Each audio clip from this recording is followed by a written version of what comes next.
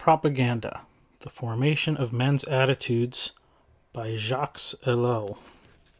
Preface.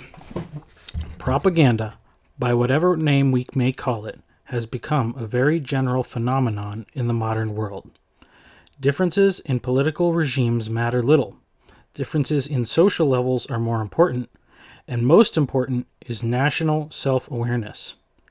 In the world today, there are three great propaganda blocks: the USSR, China, and the United States. These are the most important propaganda systems in terms of scope, depth, and coherence. Incidentally, they represent three entirely different types and methods of propaganda. Next are the propaganda systems, in various stages of development and effectiveness, but less advanced than in the three of a whole group of countries. These are the socialist republics of Europe and Asia: Poland, Czechoslovakia, Hungary, Yugoslavia, East Germany, North Vietnam. They model their propaganda on that of the USSR, albeit with some gaps, some lack of understanding, and without adequate resources. Then there are West Germany, France, Spain, Egypt, South Vietnam, and Korea, with less elaborate and rather diffuse forms of propaganda. Countries such as Italy and Argentina, which once had powerful propaganda systems, no longer use this weapon. Whatever the diversity of countries and methods, they have one characteristic in common: concern with effectiveness. Propaganda is made, first of all, because of a will to action, for the purpose of effectively arming policy and giving irresistible power to its decisions. Whoever handles this instrument can be concerned solely with effectiveness. This is the supreme law, which must never be forgotten when the phenomenon of propaganda is analyzed. Ineffective propaganda is no propaganda. This instrument belongs to the technological universe, shares its characteristics, and is indissolubly linked to it. Not only is propaganda itself a technique, it is also an indispensable condition for the development of technical progress and the establishment of a technological civilization. And, as with all techniques, propaganda is subject to the law of efficiency. But whereas it is relatively easy to study a precise technique whose scope can be defined, a study of propaganda runs into some extraordinary obstacles. From the outset, it is obvious that there is a great uncertainty about the phenomenon itself, arising first of all from a priori moral or political concepts. Propaganda is usually regarded as an evil. This in itself makes the study difficult. To study anything properly, one must put aside ethical judgments. Perhaps an objective study will lead us back to them, but only later, and with full cognizance of the facts. A second source of confusion is the general conviction, derived from past experience, that propaganda consists mainly of tall stories, disseminated by means of lies. To adopt this view is to prevent oneself from understanding anything about the actual phenomenon, which is very different from what it was in the past. Even when these obstacles have been removed, it is still very difficult to determine what constitutes propaganda in our world and what the nature of propaganda is. This is because it is a secret action. The temptation is then twofold: to agree with Jacques Ellul that everything is propaganda because everything in the political or economic spheres seems to be penetrated and molded by this force, or, as certain modern American social scientists have done, to abandon the term propaganda altogether because it cannot be defined with any degree of precision. Either course is inadmissible intellectual surrender. To adopt either attitude would lead us to abandon the study of a phenomenon that exists and needs to be defined. We then come up against the extreme difficulty of definition. We can immediately discard such simplistic definitions as Marbury B. Ogle's propaganda is any effort to change opinions or attitudes. The propagandist is anyone who communicates his ideas with the intent of influencing his listener. Such a definition would include the teacher, the priest, indeed any person conversing with another on any topic. Such a broad definition clearly does not help us to understand the specific character of propaganda. As far as definitions are concerned, there has been a characteristic evolution in the United States. From 1920 to about 1933, the main emphasis was on the psychological. Propaganda is a manipulation of psychological symbols having goals of which the listener is not conscious.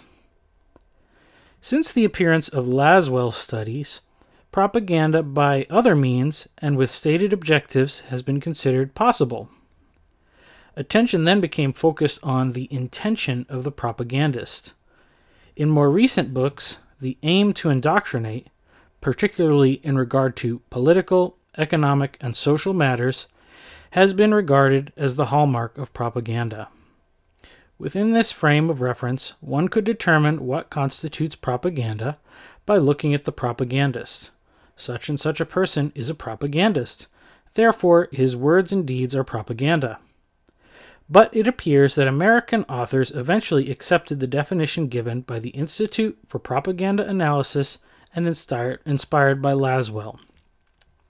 Propaganda is the expression of opinions or actions carried out deliberately by individuals or groups with a view to influencing the opinions or actions of other individuals or groups for predetermined ends and through psychological manipulations.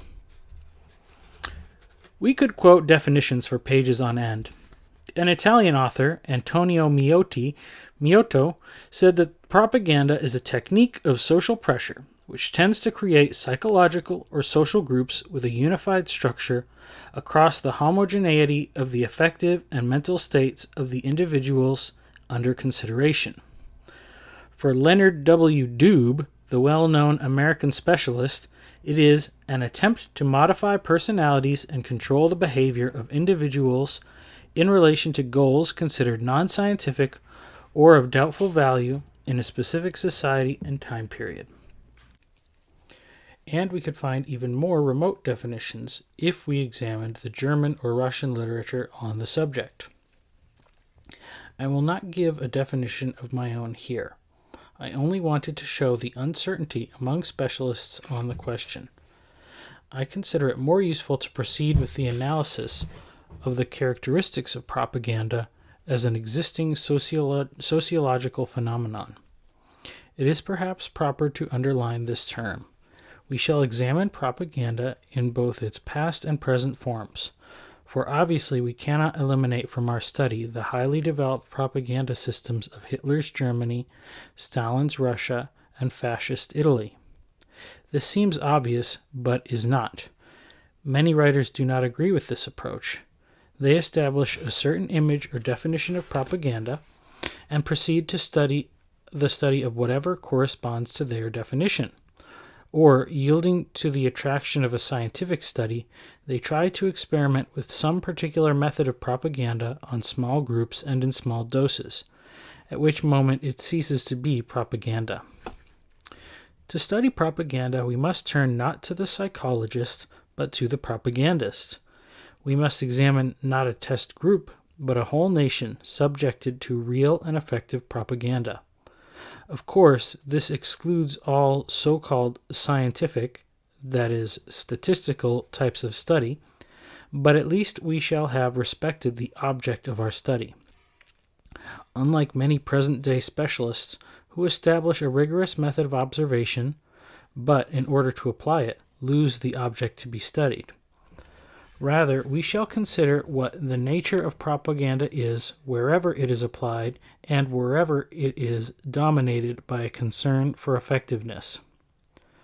Finally, we take the term propaganda in its broadest sense, so that it embraces the following ideas and areas. Psychological action.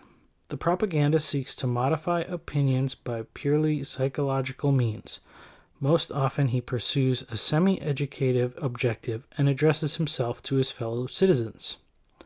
Psychological warfare. Here, the propagandist is dealing with a foreign adversary whose morale he seeks to destroy by psychological means so that the opponent begins to doubt the validity of his beliefs and actions. Re-education and brainwashing. Complex methods of transforming an adversary into an ally which can be used only on prisoners. Public and human relations. These must necessarily be included in propaganda. This statement may shock some readers, but we shall show that these activities are propaganda because they seek to adapt the individual to a society, to a living standard, to an activity. They serve to make him conform, which is the aim of all propaganda. Propaganda in its broad sense includes all of these. In the narrow sense, it is characterized by an institutional quality. In propaganda, we find techniques of psychological influence combined with techniques of organization and the envelopment of people with the intention of sparking action. This, then, will be the broad field of our inquiry. From this complete universe of propaganda, I have deliberately excluded the following subjects found in most propaganda studies. Historical accounts of propaganda, particularly of the recent past, propaganda in 1914 or 1940, and so forth. Propaganda and public opinion as an entity, considering public opinion in its formation and so forth as the major problem, and propaganda as a simple instrument for forming or changing opinion as the minor problem. Psychological foundations of propaganda. On what prejudices, drives, motivations, passions, complexes does the propagandist play? What psychic force does he utilize to obtain his results? The techniques of propaganda. How does the propagandist put the psychic force into action? How can he reach people? How can he induce them to act? The media of propaganda. The mass media of communication. Such are the 5-chapter headings found everywhere. Somewhat less common are studies on the characteristics of the great examples of propaganda, Hitlerite, Stalinist, American, and so on. These are omitted here precisely because they have been frequently analyzed. The reader will find in the bibliography all that is useful to know on each of these questions. I have instead tried to examine aspects of propaganda very rarely treated, to adopt a point of view, a perspective, an unorthodox view. I have sought to use a method that is neither abstract nor statistical, but occasionally relies on existing studies. The reader should know that he is not dealing with an encyclopedia of propaganda, but with a work that assumes his familiarity with its psychological foundations, techniques, and methods, and that endeavors to bring contemporary man a step closer to an awareness of propaganda, the very phenomenon that conditions and regulates him. On the other hand, I have considered propaganda as a whole. It is usual to pass ethical judgments on its ends, judgments that then redound on propaganda considered as a means, such as, because democracy is good and dictatorship bad, propaganda serving a democracy is good, even if, as a technique, it is identical with propaganda serving a dictatorship. Or, because socialism is good and fascism bad, propaganda is not altogether evil in the hands of socialists, but is totally evil in fascist hands. I repudiate this attitude. Propaganda as a phenomenon is essentially the same in China, or the Soviet Union, or the United States, or Algeria. Techniques tend to align themselves with one another. The media of dissemination may be more or less perfected, more or less directly used, just as organizations may be more or less effective. But that does not change the heart of the problem. Those who accept the principle of propaganda and decide to utilize it will inevitably employ the most effective organization and methods. Moreover, the premise of this book is that propaganda, no matter who makes it, be he the most upright and best-intentioned of men, has certain identical results in communism or Hitlerism or Western democracy, inevitable results on the individual or groups, and different from the doctrine promulgated or the regime supported by that propaganda. In other words, Hitlerism as a regime had certain effects, and the propaganda used by the Nazis undeniably had certain specific characteristics. But whereas most analysts stop at the specificity, I have tried to eliminate it in order to look only at the most general characteristics, the effects common to all cases, to all methods of propaganda. Therefore, I have adopted the same perspective and the same method in studying propaganda as in studying any other technique. I shall devote much space to the fact that propaganda has become an inescapable necessity for everyone. In this connection, I have come upon a source of much misunderstanding. Modern man worships facts. That is, he accepts facts as the ultimate reality. He is convinced that what is good. He believes that facts in themselves provide evidence and proof, and he willingly subordinates values to them. He obeys what he believes to be necessity, which he somehow connects with the idea of progress. This stereotyped ideological attitude inevitably results in a confusion between judgments of probability and judgments of value. Because fact is the sole criterion, it must be good. Consequently, it is assumed that anyone who states a fact, even without passing judgment on it, is therefore in favor of it. Anyone who asserts, simply stating a judgment of probability, that the communists will win some elections is immediately considered pro-communist.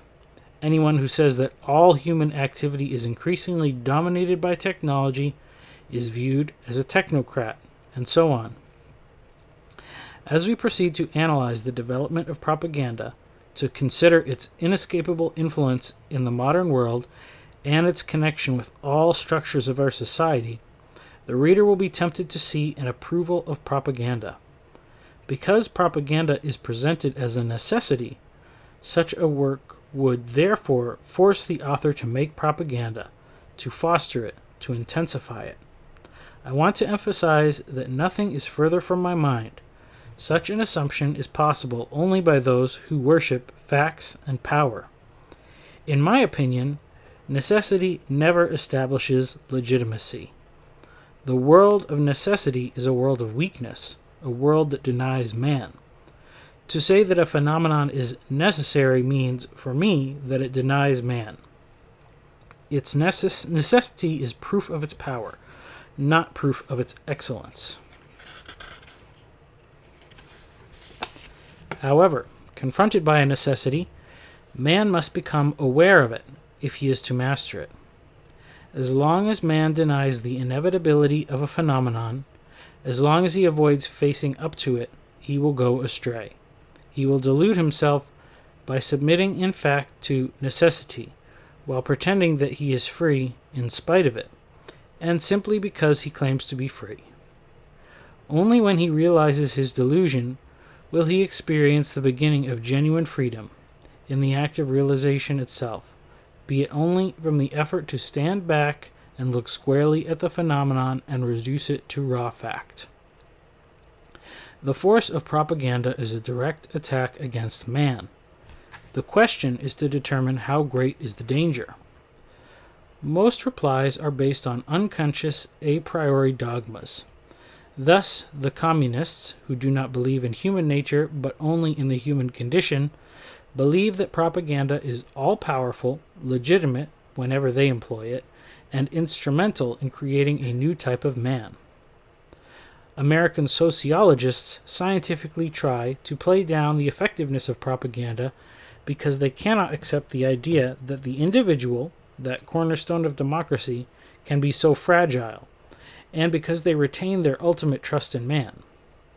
Personally, I too tend to believe in the preeminence of man and consequently in his invincibility. Nevertheless, as I observe the facts, I realize man is terribly malleable, uncertain of himself, ready to accept and to follow many suggestions, and is tossed about by all the winds of doctrine. But when, in the course of these pages, I shall reveal the full power of propaganda against man, when I advance to the very threshold of showing the most profound changes in his personality, it does not mean I am anti-democratic. The strength of propaganda reveals, of course, one of the most dangerous flaws of democracy. But that has nothing to do with my own opinions. If I am in favor of democracy, I can only regret that propaganda renders the true exercise of it almost impossible. But I think it would be even worse to entertain any illusions about a coexistence of true democracy and propaganda. Nothing is worse in times of danger than to live in a dream world. To warn a political system of the menace hanging over it does not imply an attack against it, but is the greatest service one can render the system. The same goes for man. To warn him of his weakness is not to attempt to destroy him, but rather to encourage him to strengthen himself. I have no sympathy with the haughty aristocratic intellectual who judges from on high, believing himself invulnerable to the destructive forces of his time, and disdainfully considers the common people as cattle to be manipulated, to be molded by the actions of propaganda in the most intimate aspects of their being. I insist that to give such warning is an act in the defense of man, that I am not judging propaganda with Olympian detachment, and that having suffered, felt, and analyzed the impact of the power of propaganda on myself, having been time and again, and still being the object of propaganda, I want to speak of it as a menace which threatens the total personality. In order to delineate the real dimensions of propaganda, we must also consider it within the context of civilization. Perhaps the most fundamental defect of most studies made on the subject is their attempt to analyze propaganda as an isolated phenomenon. This corresponds to the rather prevalent attitude that separates socio-political phenomena from each other and of not establishing any correlation between parts, an attitude that in turn reassures the student of the validity of the various systems. Democracy, for example, is studied as if the citizen were an entity separate from the state, as if public opinion were a thing in itself. Meanwhile, the scientific study of public opinion and propaganda is left to other specialists, and the specialist in public opinion in turn relies on the jurist to define a suitable legal framework for democracy. The problems of the technological society are studied without reference to their possible influence on mental and emotional life. The labor movement is examined without attention to the changes brought about by psychological means, and so on. Again, I want to emphasize that the study of propaganda must be conducted within the context of the technological society. Propaganda is called upon to solve problems created by technology, to play on maladjustments, and to integrate the individual into a technological world. Propaganda is a good deal less the political weapon of a regime, it is that also, than the effects of a technological society that embraces the entire man and tends to be a completely integrated society. At the present time, propaganda is the innermost and most elusive manifestation of this trend. Propaganda must be seen as situated at the center of the growing powers of the state and governmental and administrative techniques. People keep saying everything depends on what kind of a state makes use of propaganda. But if we really have understood the technological state, such a statement becomes meaningless. In the midst of increasing mechanization and technological organization, propaganda is simply the means used to prevent these things from being felt as too oppressive, and to persuade man to submit with good grace. When man will be fully adapted to this technological society, when he will end by obeying with enthusiasm, convinced of the excellence of what he is forced to do, the constraint of the organization will no longer be felt by him. The truth is, It will no longer be a constraint, and the police will have nothing to do. The civic and technological good will, and the enthusiasm for the right social myths, both created by propaganda, will finally have solved the problem of man. Jacques Ellul, 1962.